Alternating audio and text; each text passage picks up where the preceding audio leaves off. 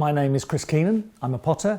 I've just turned 58. I've lived in London for 37 years and the last 31 of those have been in the same flat in the borough, and I've been working in Camberwell for 23 years making pots. I don't think I'd always wanted to be a maker. I think I enjoyed the making. I really, that was one way when I was not working as an actor of filling time. I could spend a day cooking a meal and that was fine, and making a shirt, cutting things out. There's a precision to it and an order, and that same thing goes for clay with that.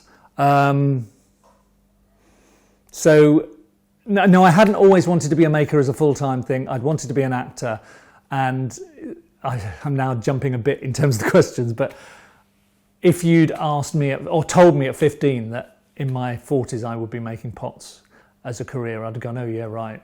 It's sort of it didn't cross the radar really.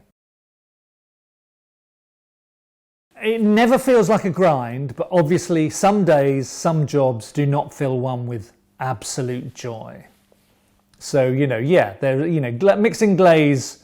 Edmund, one of the first jobs Edmund ever got me to do was mix glaze because he mixed too much glaze. He didn't want to do it anymore, So he passed that job on to me. And sometimes now you think, I've got to get everything out of the shed. I've got to weigh everything. I've got to sieve it, So I wouldn't say it's pure unalloyed joy 100% of the time, but it's never a grind. And I was thinking about this and I thought, the thing is that even if I come in and think, I've got to do that, once the focus has come in, it's, I'm away, really. I think addiction came first and passion came with acquiring skill and understanding material and through doing and getting better. And what's wonderful about this is that I still don't think I've reached peak making. My making still improves, and that's a wonderful drug, really. If you can sense yourself getting better, I can sit at the wheel and still feel, well, that feels easier. Oh, that's nice. There'll come a point where physical decrepitude sort of like comes into play, but I am passionate about it, definitely. But it's how I make my living as well.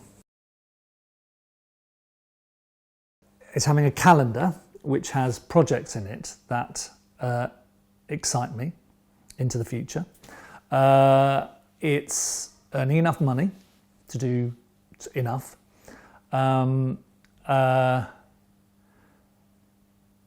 It's people returning. It's people sort of going on the journey with me. It's people who want to see where I'm going with work rather than going on a journey. The journey is it's the ubiquitous journey. It's sort of, I liken it with clients who've become friends. There are people who entered my life and I would never have met them if it wasn't for pots. And some of those brief relationships have been so brilliant, such a wonderful addition to my life. And some of them are dead now, but I won't forget them. I won't forget those people and why they brought work and how our conversations were. I can remember that. And that was something I'd never thought about when I was learning, or thought about it as a wonderful bit of added value to the job. It's the people you encounter and the opportunities, like today. I think it takes work, it takes effort. I think these are attempts at living a good life. I wouldn't say it is it, but it's attempts. So it's be kind, work well, spend time with people you love, notice pleasure and moments of happiness, and pass things on. Give people information. It's only information. Beyond financial wealth, which I wouldn't say I'm in a position to claim,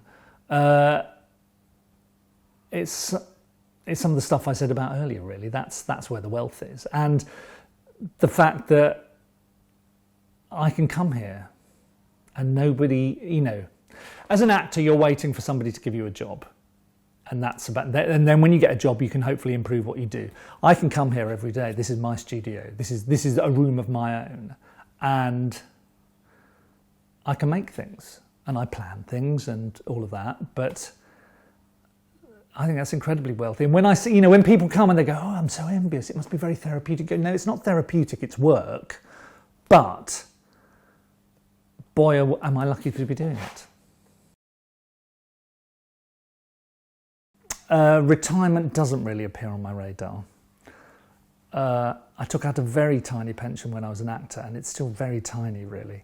And so I think that I will carry on making.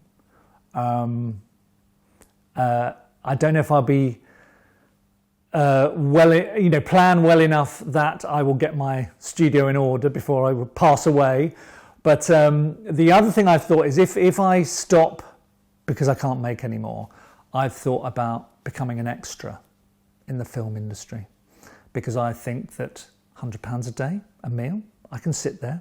I won't be going, but I should be doing the job. I should be doing the acting job. My ego will have been sort of like bashed and knocked over X number of decades. But no, I don't see stopping. It's too involving. It's constant.